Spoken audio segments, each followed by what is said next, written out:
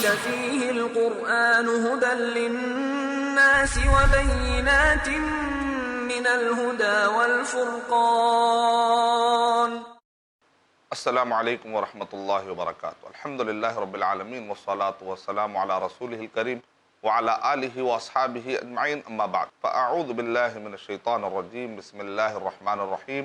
نحن نقص علیک نبأہم بالحق انہم فتیۃ آمنوا بربہم وزدناہم ہدا. بسم اللہ الرحمن الرحیم. وَلَقَدْ صَرَّفْنَا فِي هَذَا الْقُرْآنِ لِلنَّاسِ مِنْ كُلِّ مَثَلٍ وَكَانَ الْإِنسَانُ أَكْثَرَ شَيْءٍ جَدَلًا. بسم اللہ الرحمن الرحیم. إِنَّ فِي ذَلِكَ لَآيَاتٍ لِقَوْمٍ يَتَفَكَّرُونَ. بسم اللہ الرحمن الرحیم. رب اشرح لی صدری ویسر لی امری واحلل عقدۃ من لسانی یفقہوا قولی. میں سب سے پہلے اللہ سبحانہ وتعالیٰ کا شکر بجا لاتا ہوں. بے پایا درود و سلامتی ہو محمد مصطفیٰ صلی اللہ علیہ وسلم پر. محترم ناظرین کرام، قرآن مجید سے متعلق کچھ اہم معلومات اگر ہمارے ذہن میں رہیں گے تو انشاءاللہ ہم کو قرآن مجید سمجھنے میں مدد ملے گی. گزشتہ 21 ایپیسوڈ میں نے آپ کے سامنے یہ بات بتانے کی میں نے سعادت حاصل کی کہ کچھ معلومات ہم اکٹھا کر لیں گے تو قرآن میں سمجھنے میں مدد ملے گی. اس کو کہتے ہیں علوم القرآن. تو علوم القرآن میں بہت سارے ٹاپکس ابھی تک ہم نے کور کرنے کی کوشش کی الحمدللہ. اس میں سے امثال القرآن بھی ہے، قصص القرآن بھی ہے، اور قرآن مجید کے تذکیر بھی آیات اللہ ہے، اور قرآن مجید کے تذکیر بھی آلاء اللہ ہے، اللہ کے نعمتیں، اللہ کے نشانیاں، اور تذکیر بھی ایام اللہ، وہ جو قوموں پر عذاب آئے ہیں ان عذابوں کے اندر بھی بہت سارے ہمارے لیے سبق ہے کہ ہم وہ غلطی نہ کریں جو غلطی پرانے زمانے میں ان لوگوں نے کی جو نافرمان تھے. تو آئیے قصوں کے بارے میں کہ کس طریقے سے قصے ہمارے لیے نصیحت کا ذریعہ ہے، عبرت کا ذریعہ ہے، بشیر ہے، نذیر ہے، اور اس کے اندر کیا تسلی ملتی ہے، اس کے اندر ہمارے لیے کیا دشا ملتی ہے، رہنمائی ملتی ہے، غور کرنے والوں کے لیے سبق ملتے ہیں. یوسف علیہ السلام کے قصوں سے بہت کچھ ہم نے سبق حاصل کیے تھے گزشتہ ایپیسوڈ میں. آج سورہ کہف کے اندر جو قصے ہیں بنیادی طور پہ اس کے اندر 4 قصے بیان کیے گئے ہیں. بہت سارے اور بھی ایک آدمی کو سبق مل سکتے ہیں، لیکن اس میں سے 4 قصے بنیادی طور پر. ایک قصہ آپ کو غار والوں کا ملے گا، اور اس سبق کا خلاصہ یہ ہے کہ آزمائش جو آتی ہے کبھی کسی کو اس کے دین کو بچانے کی آزمائش، یعنی آدمی کو بعد حالات ایسے آتے ہیں کہ اس کو اپنا دین بچانا مشکل ہوتا ہے. سامنے والا کہتا ہے کہ تم اگر دین پر قائم رہو گے تو میں تمہیں جلا دوں گا، میں تمہیں مار دوں گا. بعض اوقات یہ ہوتا ہے کبھی آپ کو اس ٹائپ کی آزمائش نہیں آتی، کسی اور ٹائپ کی آزمائش آتی. تو غار والوں کے قصے میں دین کو بچانے کی آزمائش. پھر ذرا سورہ کہف کا آگے کا حصہ آپ پڑھتے ہیں تو آپ کو وہاں پر یہ واقعہ ملتا ہے کہ 2 باغ والے تھے، یعنی کہ مال و دولت کی آزمائش. مال مل جاتا ہے تو آدمی اترانے لگتا ہے، سمجھتا ہے یہ میرے علم کی وجہ سے ہے، چونکہ اللہ مجھے چاہتا ہے نا اس وجہ سے ہے. مال کا ملنا اللہ کے چاہت کی علامت نہیں ہے، مال کا نہیں ملنا اللہ کے نفرت کی علامت نہیں ہے. وَأَمَّا إِذَا مَا ابْتَلَاهُ فَقَدَرَ عَلَيْهِ رِزْقًا فَيَقُولُ رَبِّي أَهَانَنِ. اللہ تعالیٰ کہہ رہے ہیں ہم آدمی کو آزمائش میں ڈالتے ہیں، اچھائی دے کر بھی آزماتے ہیں اور کبھی مصیبتیں ڈال کر آزماتے ہیں. اچھائی اور مصیبتیں یہ آزمائشی ہے، یہ اس بات کی علامت نہیں ہوتی کہ اچھائی ملنے سے اللہ تعالیٰ کے پاس پسندیدہ ہے، اور مصیبتیں ملنے کا مطلب یہ نہیں کہ اللہ سبحانہ وتعالیٰ کے پاس ناپسندیدہ نہیں. یہ سب آزمائش ہے. ان دونوں حالت میں جو آدمی مصیبتوں میں صبر کر کے باہر نکل جاتا ہے، جو آدمی نعمتیں پا کر شکر کر کے نکل جاتا ہے، تو وہ آدمی آزمائش میں سے باہر برابر نکل گیا. مطلب یہ ہے کہ جب ہم قصے پڑھتے ہیں تو آزمائش جو آتی ہے تو وہ 2 باغ والوں میں سے ایک باغ والے کو یہی غلط فہمی ہو گئی تھی. اس نے کہا وَلَئِن رُدِدتُّ، اگر میں اللہ تعالیٰ کے پاس بھی لوٹایا جاؤں تو وہاں پر بہت نعمتیں ملنے والی ہے، کیونکہ میں اچھا ہوں تبھی تو مجھے باغ ملا. لیکن سامنے والا کہہ رہا تھا نہیں، تم ماشاء اللہ کیوں نہیں کہتے، لا حول ولا قوت الا باللہ کیوں نہیں کہتے، تم یہ اللہ کی طرف سے ہے، اللہ تعالیٰ کا ورڈ نکلنا چاہیے، الحمدللہ نکلنا چاہیے، اللہ اکبر نکلنا چاہیے، یعنی کہ جتنا ہو سکے اللہ کا نام بلند ہونا چاہیے. عرب میں نے خصوصیت دیکھی، وہ بیٹھے استغفر اللہ بات کرتے تھوڑے دیر سبحان اللہ استغفر اللہ، نام یا اخی، ہاں بتائیے میرے بھائی کیا ہے.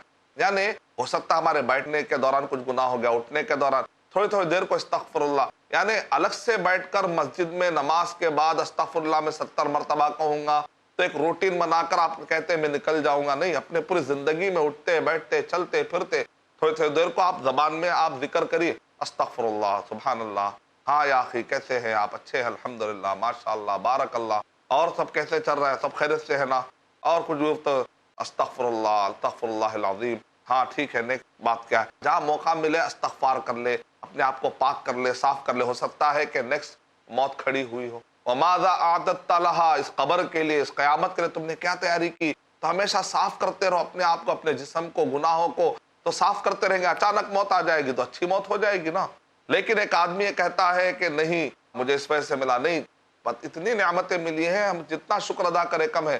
ہمیشہ جب بھی نعمتوں کا ذکر آئے تو آپ کہو ماشاء اللہ، بارک اللہ، اللہ کا ذکر بلند کریے، آپ اس اچھائی کا سرا اپنے اوپر لینے کی کوشش نہ کریں، اللہ نے آج مجھے یہ دیا ہے۔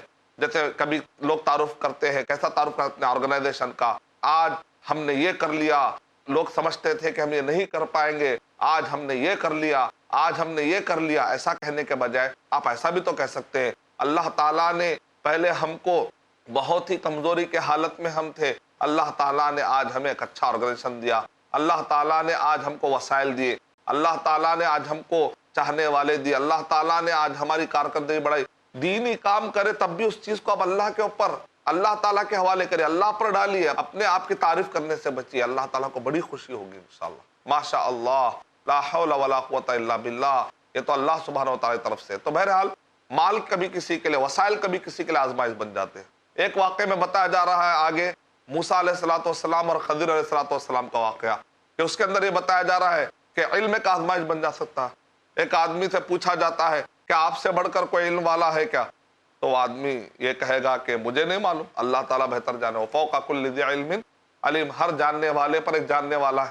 موسیٰ علیہ الصلوۃ والسلام کو اللہ سبحانہ تعالیٰ نے کہا ہے کہ اے موسیٰ جاؤ، جا کر ایک ہمارے بندے کو دیکھو، اس کے پاس کچھ اور بھی علم ہے، لیکن موسیٰ علیہ الصلوۃ والسلام کی خوبی دیکھے، تکبر میں نہیں آئے، میں کیوں جاؤں، میں ہی زیادہ علم والا ہوں، میں کم علم والے کے پاس کیوں جاؤں، دوسرا کوئی آدمی ہو ہی نہیں سکتا، ایسی بات نہیں ہے۔ وہ آزمائش میں پورے اترے، ان کو جب بھیجایا گیا گئے، اور جا کر وہاں پر جو سیکھنا تھا، جو سوال کرنا تھا، وہ سوال کر کے وہ سیکھ کر آئے۔ یعنی مطلب یہ ہے کہ آدمی کو جب علم کا احساس ہونے لگتا ہے تو دوسرے پر جا کر پوچھنے کو شرماتا ہے، ایسا نہیں ہونا چاہیے، مرتے دم تک علم حاصل کرنے کا سلسلہ جاری رہے گا۔ آدمی تکبر میں آ کر میں کیوں سیکھوں، میں تو بہت کچھ سیکھ لیا ہوں، یہ ایٹیٹیوڈ نہیں ہونا چاہیے۔ اور بھی بہت سارے اسباق ہیں، میں آپ کو جنرل پوائنٹ بتا رہا ہوں، میں انشاءاللہ تفصیل سے پھر آپ کو یہ سارے واقعات میں آپ کو پھر انشاءاللہ کچھ اور پوائنٹ دینے کی کوشش کروں گا۔ اب دیکھیں اس کے بعد چوتھا واقعہ ملتا ہے ذوالقرنین کا، اب اقتدار، کبھی بعض لوگوں کے لیے اقتدار ملنا، پوزیشن ملنا، بڑا عہدہ ملنا، کسی جگہ پر کوئی بڑا عہدہ ملنا اس کے لیے آزمائش بن جاتا ہے، اس کے اندر تکبر آنا شروع ہو جاتا ہے۔ حامان کو بھی ملا تھا، فرعون کو بھی ملا تھا، قارون کو بھی ملا تھا، لیکن وہ اللہ تعالیٰ کو بھول گئے، خدا کو بھول گئے، اور ڈوبتے وقت پر فرعون نے کہا کہ اب میں موسیٰ علیہ السلام کے رب پر ایمان لاتا ہوں۔ اللہ تعالیٰ کہہ رہے الآن وقد عصیت قبل وکنت من المفسدین، اب یہ ٹائم ہے کیا کلمہ پڑھنے کا؟ غرغر موت آ جائے بات کوئی استغفار کام نہیں آئے گا، کوئی کسی بھی قسم کی مدد، کوئی کسی قسم کا ریپینٹنس، توبہ کام کرنا کام نہیں آئے گا۔ جب اللہ نے طاقت دی ہے تبھی ریئلائز کری۔ تو اقتدار، ذوالقرنین کے لیے اقتدار جو ہے، اقتدار آزمائش کا ذریعہ نہیں بنا۔ وہ کیا کہتے تھے؟ اللہ سبحانہ و تعالیٰ نے مجھے نعمت دی ہے، جو اللہ تعالیٰ نے مجھے دیا وہ بہتر ہے، بس تم میرے لیے مدد کرو۔ یہ یاجوج اور ماجوج جو آ کر ستارے ان کے درمیان اگر تم ایک ردم بناؤ گے، ایک آڑ بنا دو گے تو ہم تم کو پیسہ دیں گے، کہا کہ جو کچھ مجھے اللہ نے دیا وہ بہت بہتر ہے، بس تم میری مدد کرو، چلو میں خیر کے کام میں مدد کرتا ہوں۔ خیر کے کام میں آگے بڑھے، ایک دوسرے کی مدد کرے، جہاں خیر کا کام دکھتا آگے بڑھتا ہے، نیک آدمی کی علامت ہے۔ تو سورہ کہف میں ویسے تو 4 مشہور ایسے واقعات آپ کو ملیں گے، وہ 4 واقعات کے پیچھے یا تو دین کے بچانے کا فتنہ، اپنے آپ کو دین کے بچانے کی آزمائش، کبھی مال و دولت کی آزمائش، اقتدار کی آزمائش، کبھی علم کی آزمائش، یہ مختلف قسم کے فتنے، یعنی کہ یوں سمجھیے کہ پورا سورہ کہف آپ کو فتنوں سے بچنے کی تلقین کرتا ہے۔ یہی وجہ ہے کہ نبی اکرم صلی اللہ علیہ وسلم نے ارشاد فرمایا دجال کا جو فتنہ ہے اس فتنے سے پناہ چاہتے ہو تو سورہ کہف پڑھ لیا کرو، یا کم سے کم سورہ کہف کے شروع کے آیتیں پڑھ لینے سے انشاءاللہ دجال کے فتنے سے محفوظ رہو گے۔ اتنی بڑی فضیلت ہے سورہ کی، کیونکہ اس کے اندر فتنوں کا، آزمائشوں کا بہت زیادہ ذکر ہے۔ اللہ تعالیٰ ارشاد فرما رہے نحن نقص علیک نبأہم بالحق، ہم یہ غار والوں کا قصہ تم پر بیان کرتے ہیں حق کے ساتھ۔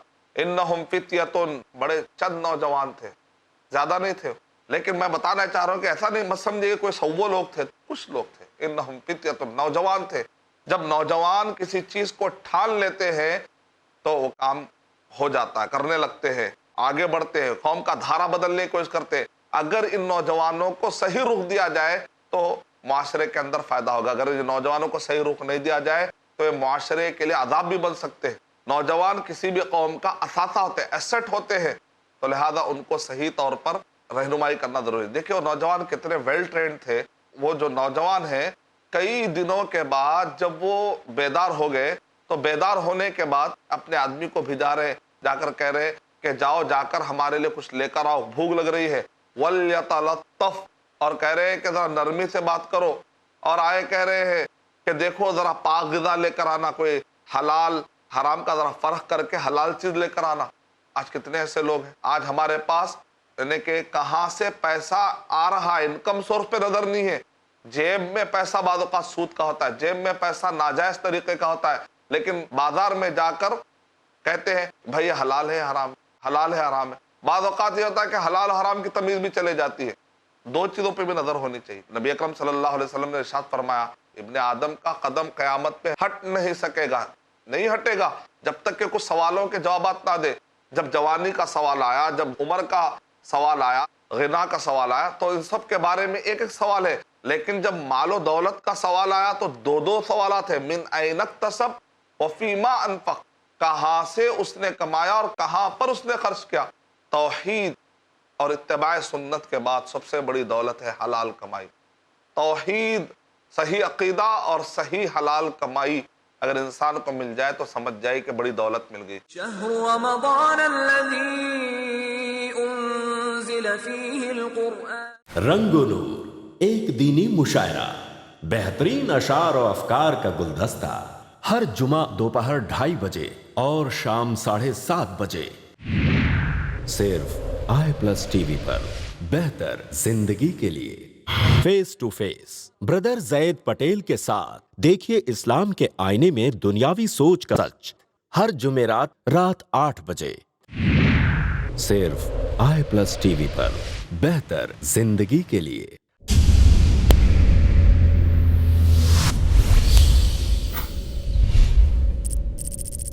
اپنے کیبل یا ڈی ٹی ایچ آپریٹر سے آئی پلس ٹی وی آج ہی ڈیمانڈ کریں. I plus T V free to air اور انڈین رجسٹرڈ چینل ہے.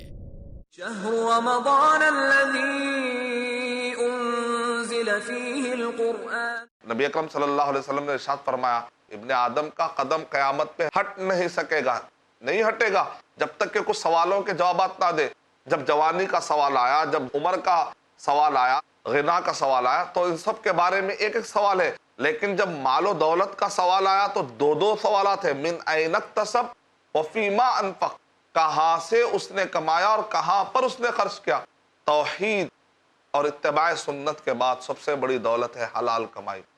توحید، صحیح عقیدہ اور صحیح حلال کمائی اگر انسان کو مل جائے تو سمجھ جائے کہ بڑی دولت مل گئی. توحید ہے، اتباع سنت ہے، لیکن حرام کمائی پیٹ میں جا رہی ہے تب بھی وقتیہ طور پہ جہنم میں جانا پڑے گا، نعوذ باللہ.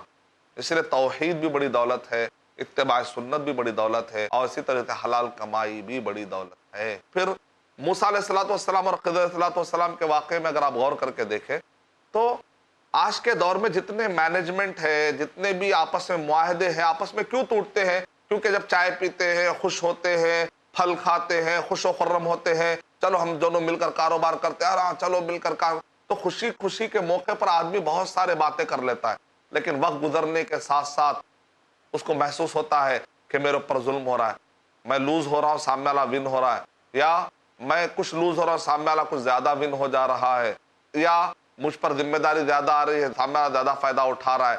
ایسے احساس پیدا ہوتے ہیں. تو وقت گزرنے کے ساتھ ساتھ چونکہ پہلے کوئی چیز لکھتے نہیں ہے، J D job description should be clear, پہلے سے کلیئر ہونا چاہیے کہ کون کیا کام کرے گا، کیا بنیاد پر ہم جوڑ رہے ہیں، کیا ہمارے نارمس ہوں گے، کیا ہمارے کنڈیشنز ہوں گے، پروٹوکالز کیا ہوں گے. سب چیزیں ڈیفائن ہونی چاہیے، پری ڈیفائن ہونی چاہیے، ہر چیز کلیئرٹی ہونی چاہیے. Vision start with clarity. اگر جس ملک میں آپ رہتے ہیں تو وہاں کے پرمیشن لینا چاہیے. ویژن اسٹارٹ وتھ رجسٹریشن، آپ کا رجسٹریشن کلیئر ہونا چاہیے. اور اسٹریٹجی کلیئر ہونی چاہیے، بس نہیں کہ محنت کر رہے ہیں، نہیں، پہلے کلیئرٹی ہونی چاہیے، پلاننگ مضبوط ہونی چاہیے، پھر plan for your work and work according to your plan. جیسے کہتے ہیں کہ آدمی کو چاہیے کہ جو ورک کرنے جا رہا ہے اس کی پلاننگ کرے، اور جو اس نے پلان کیا اس کے اوپر محنت کرے. صرف اچھا پلان بنانے سے بھی کچھ فائدہ نہیں ہے، خالی محنت کر رہے بغیر پلاننگ کے تو وہ بھی فائدہ مند نہیں ہے. تو موسیٰ علیہ السلام اور خضر علیہ السلام کے واقعے میں دیکھیں کہ معاہدہ ہونے سے پہلے کچھ کنڈیشنز آپس میں 1 2 3 یعنی اس طریقے سے اگر آپ بول لیتے ہیں یا کم سے کم اگر آپ لکھ لیتے ہیں، اس شریعت میں تو لکھنے پر کافی ابھارا گیا ہے، چلیے بول بھی لیتے ہیں، لیکن آج کے دور کے حساب سے نبی اکرم صلی اللہ علیہ وسلم نے لکھنے کی تاکید کی، آپ لکھ لیتے ہیں تو اور اچھی بات ہے، یا بول بھی لیتے ہیں تو بہرحال مقصد تو حاصل ہوگا. تو دونوں نبی ہے، دونوں نیک لوگ ہیں، بعض اوقات بولنے سے بھی بات الحمدللہ چل جاتی ہے، کوئی گناہ کی بات نہیں ہے، مستحب ہے لکھنا، ضروری نہیں ہے، فرض نہیں ہے. دیکھیں خضر علیہ السلام پہلے کہہ رہے دیکھو تم اگر مجھ سے پوچھو گے نا تو پھر میرا تمہارا کوئی واسطہ نہیں، ہم دونوں الگ ہو جائیں گے. یعنی پہلے ہی کنڈیشنز لگا رہے. تو بعض لوگ کیا سمجھتے ہیں جب دوستی کرتے ہیں، معاہدہ کرتے ہیں، بزنس کرتے ہیں تو چلو بھائی کچھ لکھ کر ہم آپس میں لیں. تو کیا بھائی تم دوست ہو کر یہ لکھنے کی باتیں کیوں کر رہے ہو، یہ ذمہ داریوں کی باتیں کیوں کر رہے ہو؟ آخر میں کیا ہوتا ہے یہی دوست جا کے دشمنی میں تبدیل ہو جاتا ہے. تو اس وجہ سے عقل مند یہ ہے کہ پہلے لکھ لینا کوئی برا نہیں ہے، لیکن ہم لکھنے کو برا سمجھتے ہیں، پلاننگ کرنے کو برا سمجھتے ہیں. پری ڈیفائن جو ہمارے ہر ایک کی کیا کیا رسپانسبلٹی اس کو لکھ لینا کوئی بری بات نہیں ہے. اس کا فائدہ یہ ہوتا ہے اگر پہلے لکھ لیتے ہیں تو بعد میں مان لیجیے اگر اختلافات ہوتے ہیں تو اختلافات میں اگر سمجھ نہیں پاتے بھائی چونکہ پہلے ہم نے جو لکھا تھا اس کے حساب سے ورک نہیں ہو رہا لہذا ایسا کریں گے، آپ اپنے اپنے طور پہ کام کر لو تو بات ختم ہو جائے گی. لیکن اگر دوستی کی بنیاد پر شروعات کر لیتے ہیں بغیر کسی اصول اور ضابطے کے تو بعد میں جب آپ الگ ہوتے ہیں تو سامنے والا اس کو ادر وے میں مانا لیتا ہے، وہ سمجھتا ہے کہ یہ آدمی مجھے چاہتا نہیں ہے، اب نفرت کرتا. مسئلہ نفرت کا نہیں ہے، آپ چاہتے ہوئے بھی بعض اوقات دونوں مل کر کام نہیں کر سکتے.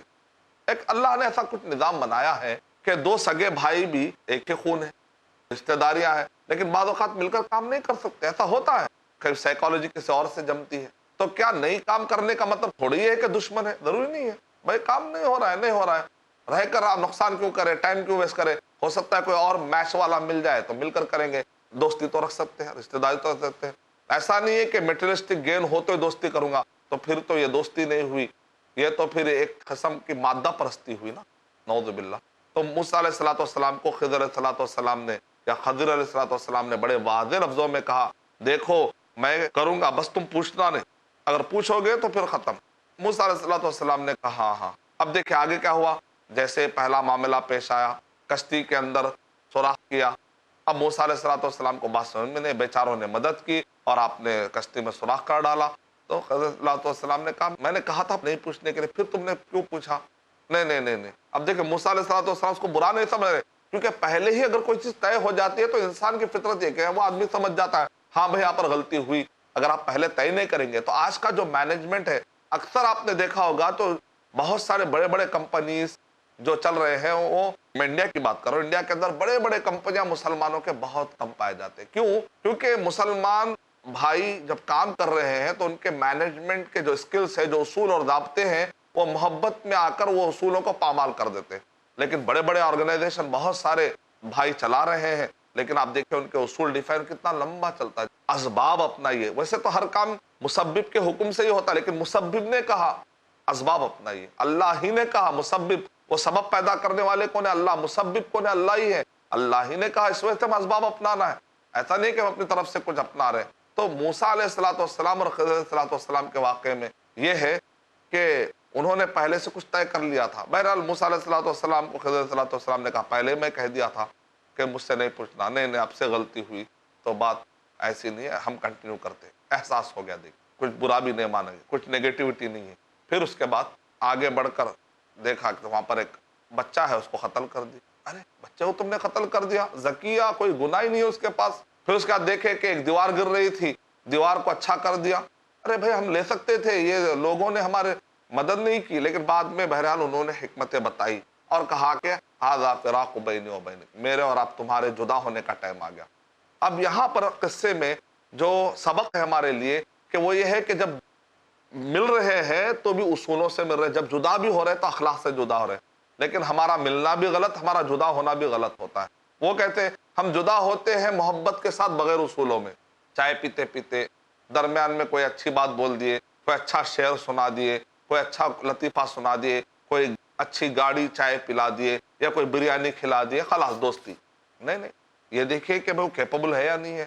آپ اپنا پیسہ دے رہے ہیں مضاربہ میں، آپ اپنا پیسہ سلیپنگ پارٹنر بننے جا رہے ہیں، آپ جو ہے سائلنٹ پارٹنر بننے جا رہے ہیں، تو جس کو آپ پیسہ دے رہے ہیں دوستی میں کیوں دے رہے ہیں؟ اس کی کیپبلٹی چیک کرو، اس کی ایلیجبلٹی چیک کرو آپ۔ اور اسی طریقے سے پیسہ جو آ رہا ہے کہاں سے آ رہا ہے، حلال سے آ رہا ہے کہ حرام سے آ رہا ہے۔ آپس میں دوستی، ہمارے تعلقات کی شروعات بھی ہوتی ہے بغیر اصولوں کے، اور ختم ہوتے وقت پر کیا ہوتا ہے؟ ایک دوسرے سے نفرت کرنا شروع کر دیتے ہیں۔ ایسا نہیں ہونا چاہیے۔ موسیٰ علیہ الصلوۃ والسلام اور خضر علیہ السلام کا ملنا بھی کول تھا اور ان کا جدا ہونا بھی بڑا کول تھا، کوئی پرابلم نہیں ہے۔ تو آج کے مینجمنٹ چلانے والوں کو چاہیے کہ اس سے اصول لینا سیکھے، مینجمنٹ اسکلز تھرو دا قصص القرآن۔ قرآن مجید کے جو قصے ہیں اس میں ہمارے لیے بڑے سبق ہیں، اور ان قصوں کے اندر سب سے بڑی چیز جو ہے وہ آخرت کی کامیابی، اللہ کا ذکر، اللہ کا نام بلند ہونا، توحید، رسالت، آخرت، یہ سب سے اہم سبق ہوتے ہیں۔ دنیاوی اعتبار سے بھی سبق ملتے ہیں، آخرت کی کامیابی کے اعتبار سے بھی سبق ملتے ہیں۔ ہمارے اللہ نے جو پیدا کیا، عقیدے کیا، توحید، رسالت، آخرت، اس ٹاپک کو لے کر بھی ہمارے لیے کافی سبق ملتے ہیں۔ تو ہم کو یہ سبق جمع کر لینا چاہیے۔ تو قرآن مجید میں اللہ سبحانہ و تعالیٰ نے بیان کیا، ومن اصدق من اللہ قیلا، ومن اصدق من اللہ حدیثا، اللہ سے بہتر قصہ بیان کر، اللہ سے بہتر حدیث کس کی اچھی ہوگی؟ فإن خیر الحدیث کتاب اللہ، سب سے بہترین گفتگو اللہ سبحانہ و تعالیٰ کی ہے۔ تو قرآن مجید کے قصے، قرآن مجید کے مثالیں، قرآن مجید کے اندر جو نشانیاں ہیں، جو عذابوں کا تذکرہ ہے، قرآن مجید میں اللہ سبحانہ و تعالیٰ نے کئی عذاب، تذکیر بایام اللہ، اللہ سبحانہ و تعالیٰ نے عذابوں کا تذکرہ کیا۔ مثال کے طور پہ لوط علیہ السلام کی قوم کو جبرائیل علیہ السلام نے اپنے 600 پر کے ایک کنارے سے اٹھایا اور ان کو پلٹ دیا۔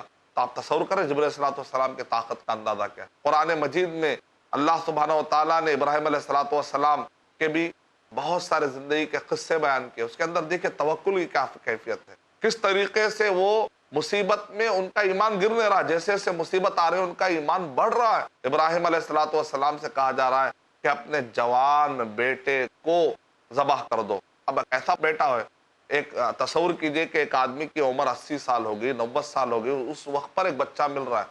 اب وہ بچہ، اب ہم کو 23 سال کے اندر یا 25 سال میں اگر بچہ ملتا تو ہم کتنے خوش ہو جاتے ہیں۔ 90 سال کے بعد بوڑھے آدمی کو اگر بچہ مل رہا ہے اور وہ بچہ جب جوانی میں قدم رکھتا ہے تو اس کو کہا جا رہا ہے کہ اب اس کو قتل کر دیا جائے، اس کو ذبح کر دیا جائے، اور وہ خواب میں بتایا جا رہا ہے۔ لیکن انبیاء کرام جو ہے کتنے سچے ہوتے ہیں اللہ کی محبت میں، وہ اللہ کی محبت ان کے پاس دماغ میں غالب ہوتی ہے۔ تو قرآن میں پڑھنے سے آخرت کی تیاری، اسلام کی محبت غالب کرنے کا تصور پیدا ہوتا ہے۔ اپنے آپ کو بنانا یا اپنے آپ کو سنوار لینا، اپنا گھر بنا لینا، اپنا کنبہ، قبیلہ، یہ سب وسائل ہیں، یہ سب وقتیہ چیزیں ہیں، ایسا سوچنا چاہیے۔ بہرحال قرآن مجید کے قصوں میں بہت کچھ ہمارے لیے سبق ہے۔ اللہ تعالیٰ سے ہم دعا کرتے ہیں کہ اللہ سبحانہ و تعالیٰ مجھے اور آپ سب کو قرآن مجید کی اہم معلومات اکٹھا کر کے قرآن مجید کے مطابق اپنے زندگیوں کو سنوارنے کے اللہ توفیق عطا فرمائے۔ وآخر دعوانا ان الحمد للہ رب العالمین۔ السلام علیکم ورحمۃ اللہ وبرکاتہ۔ إن الذي فرض عليك القرآن لرادك إلى معاد قل ربي أعلم من